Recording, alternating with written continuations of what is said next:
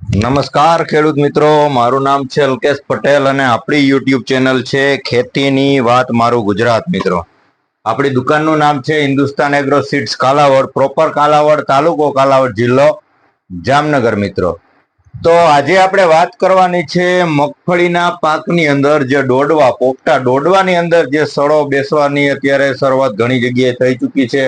પોપટા કાળા પડી જાય છે. આપણે ગઈકાલના વિડીયોની અંદર એની માહિતી આપી છે. 4 તારીખનો વિડીયો છે ગઈકાલનો.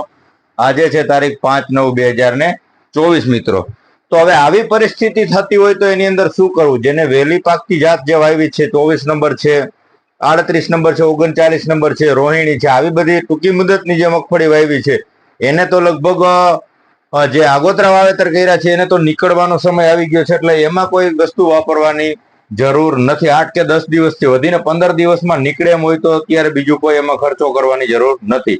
પણ જેને લેટ વેરાયટી વાવી છે, 20 નંબર છે, 22 છે, બીટી 32 છે, અસ્મિતા છે, અલગ અલગ જે લેટ વેરાયટીના વાવેતર જે થયા છે એની અંદર હજી અત્યારે ક્યાંય ને ક્યાંય સતત વરસાદના કારણે, સતત ભેજ રહેવાના કારણે મગફળીના ડોડવાની અંદર જે કાળી ફૂગની શરૂઆત ઘણી જગ્યાએ થઈ ચૂકી છે. મિત્રો, અને આપણે જે આ માહિતી ટોટલી આપીએ છીએ મિત્રો, એ રૂબરૂ ફિલ્ડ વિઝિટ કરી અને આપણે જે એનું નિદાન કરીએ છીએ એ મુજબની ખેડૂતોને માહિતી આપીએ છીએ, જેના થકી ખેડૂતોને સચોટ એનું નિરાકરણ કરી, પોતાના ફિલ્ડમાં એનું નિદાન કરી અને ચોક્કસથી એનું નિરાકરણ કરી શકે. મિત્રો, એટલે તમને પણ ભલામણ છે કે તમે તમારા ફિલ્ડની અંદર પણ ચોક્કસથી ક્યાંય ને ક્યાંય નિદાન કરતા રહેજો. જરૂરિયાત લાગે તો એની અંદર કઈ દવાનો ઉપયોગ કરવો, વપરાશ કરવો, એની આજે આપણે ચોક્કસથી માહિતી આપશું. મિત્રો, તો સર્વપ્રથમ વાત કરીએ કે જે કાળી ફૂગ દેખાતી હોય તો એની અંદર તમારે વાપરવાનું છે ટાટા કંપનીનું જે આવે છે અયાન, ટાટાનું અયાન આવે છે. સફેદ અને કાળી ફૂગ બંનેની અંદર કામ આપશે. આની અંદર આવે છે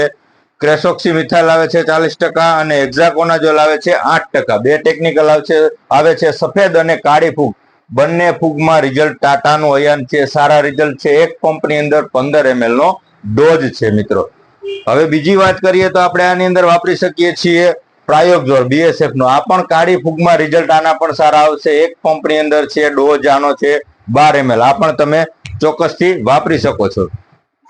ત્રીજા નંબરમાં આવે તો કે તમે વાપરી શકો છો કોર્ટેવાનું, ડાવનું. કોર્ટેવાનું આવે છે ગેલેલિયો વે. ગેલેલિયો વે માં પણ રિઝલ્ટ તમને ક્યાંય ને ક્યાંય પરફેક્ટ જોવા મળશે. મિત્રો, ગેલેલિયો વે ની અંદર પણ બે ટેકનિકલ આવે છે. એક આવે છે પિકોક્સોસ્ટ્રોબિન આવે છે અને બીજું આવે છે પ્રોપિકોનાઝોલ.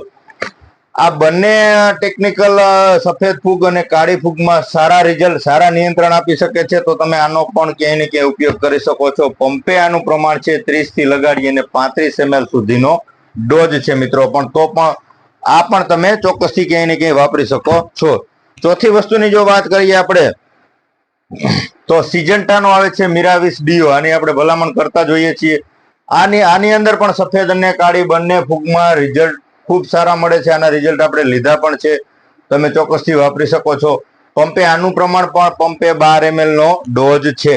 તો 4 પ્રોડક્ટ મેં તમને જે બતાવી, 4 માંથી કોઈ પણ તમારા નજીકના વિસ્તારમાં તમે જ્યાંથી ખરીદી કરતા હોય ત્યાંથી મેળવી અને સમયસર, જો તમારામાં જરૂરિયાત જણાતી હોય તો ચોક્કસથી તમે એનો ઉપયોગ કરી દેજો, જેથી કરીને તમારા ઉત્પાદનમાં ક્યાંય ને ક્યાંય ઘટાડો ન આવે અને જે આ ફૂગનો પ્રકોપ છે એ આગળ ન વધે. માટે મિત્રો, સમયસર તમારે આનો છંટકાવ કરી દેવો જરૂરી છે. મિત્રો, આની સાથે તમે ચૂસિયાની દવા છે અને કોઈ પણ ઈયળની દવા છે એ ઉમેરી શકો છો. આની સાથે તમારે શક્ય હોય ત્યાં સુધી કોઈ માઇક્રોન્યુટન ખાતર કે કોઈ 05234 કે 0050 આવા ખાતર ઉમેરવા નહીં, કેમ કે આનું રિઝલ્ટ કપાય છે ક્યાંય ને ક્યાંય ડોઝ એકી સાથે એક જ ડોઝની અંદર ડોઝ બનાવવામાં આવે, ડોઝ બનાવવામાં તો ડોઝ પણ ફાટી જતો હોય છે. એટલે શક્ય હોય તો તમારે કોઈ પણ આની સાથે જંતુનાશક દવા તમે વાપરી શકશો, પણ આની સાથે તમારે PGR છે, 05234 છે કે કોઈ પણ મિક્સ માઇક્રોન્યુટ્રન આની સાથે ઉમેરવું નહીં. મિત્રો, તો તમે ચોક્કસથી આપણે મગફળીની અત્યારે જે જરૂરિયાત છે એ મુજબનું તમારા ફિલ્ડમાં વિઝિટ કરી અને ચોક્કસથી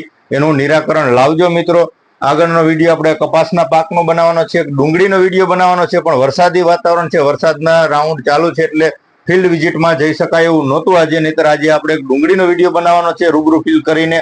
હવે આવતા સમયમાં ડુંગળી અને કપાસનો વિડીયો ચોક્કસથી આપણે બનાવશું. મિત્રો, ત્યાં સુધી રજા આપશો. જય જવાન, જય કિસાન.